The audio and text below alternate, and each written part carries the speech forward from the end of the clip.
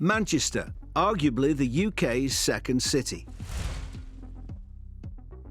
With a vibrant history of music culture, football and industry, the city has also seen huge growth in the creative digital sector, which now annually contributes £4.1 billion to the local economy and employs over 63,000 people.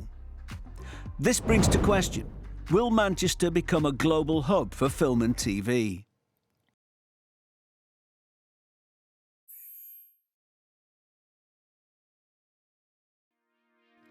During the Industrial Revolution, Manchester became a major centre for textile production, with the cotton mills and factories powering the city's growth and prosperity.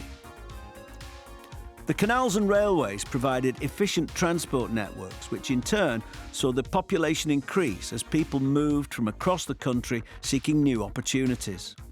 With the city now on the map for world trade, independent television was born in 1954, when the first BBC studio opened in a former church in Rusholme. Granada, now known as ITV, began broadcasting in 1956, with founder Sidney Bernstein predicting the excessive rain the city is typically known for would encourage people to stay inside and watch TV. ITV began broadcasting in the north with the first ever live football match screened in 1957, Manchester United versus Real Madrid for the European Cup semi-final.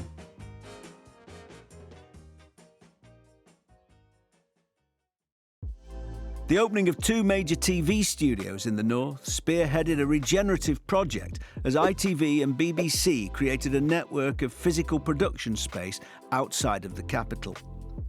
ITV and BBC moved to the region of Salford in 2011 to a purpose-built larger media hub.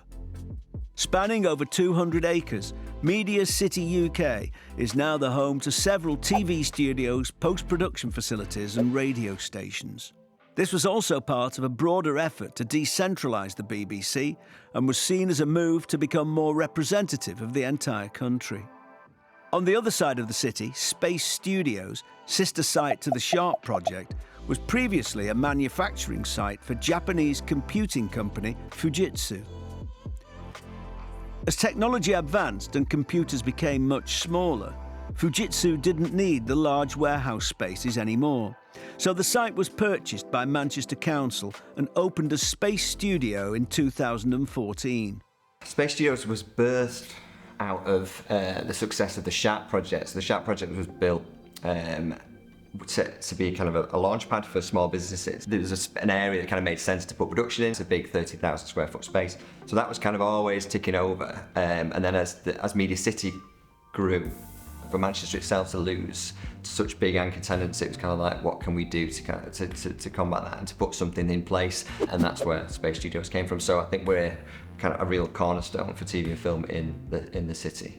The history of Manchester, the music and the two football clubs especially, kind of put us on a bit of a world stage. Manchester, the city, has a very big ego, but the actual city centre itself is really compact. So I think Manchester has an advantage over other places like London because we are a smaller city. We have a lot of trusted suppliers who work closely with the TV and film industry. That definitely sets Manchester aside from, I would say, the other regions. But that's not just saying Manchester, I would say North West as a region on a whole.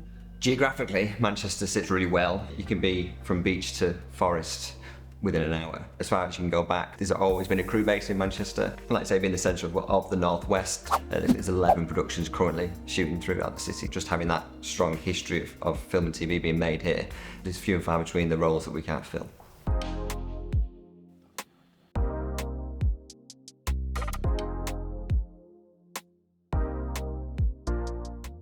Yeah, so Screen Manchester is the film office for Manchester City Council, and like any other film office across the globe, we are here to facilitate film and TV inquiries. It's given the city an identity. Obviously, Screen Manchester is here as that point of call, for any inquiries or applications, and it makes it seamless for companies coming in. We try and make it as streamlined as possible. Screen Manchester is just a kind of, a player within that ecosystem.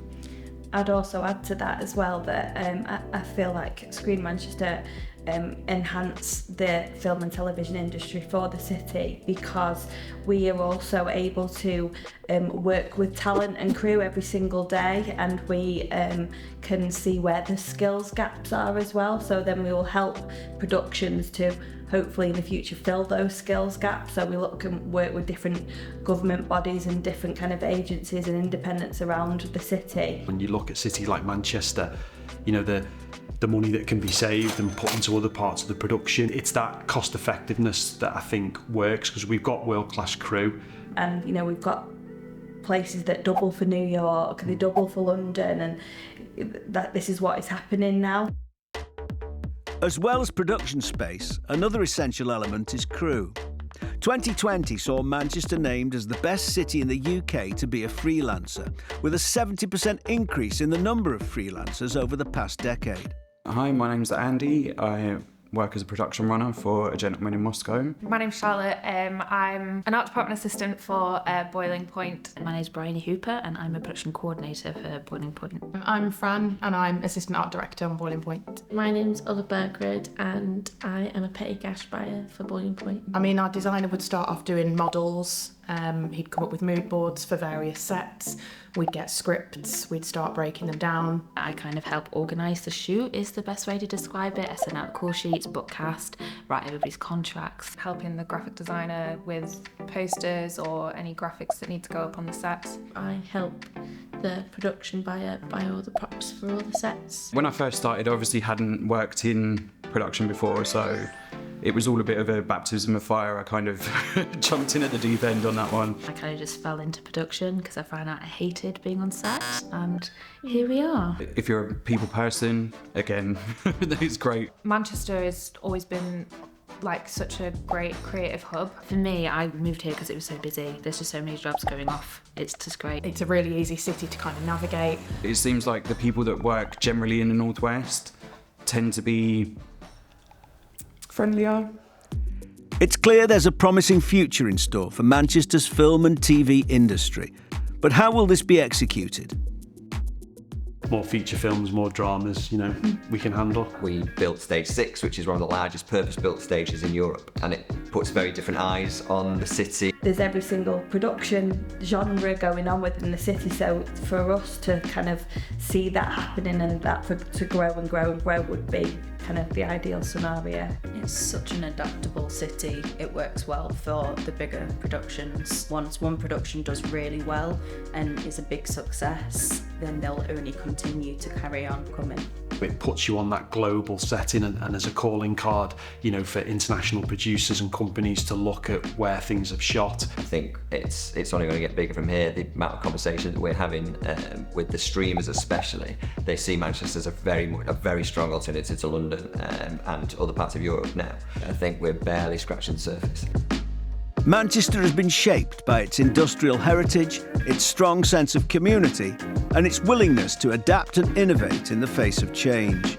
From the cobble streets of Corrie to the northern quarter becoming New York, it's uncertain where the boundaries for this renowned city will lie.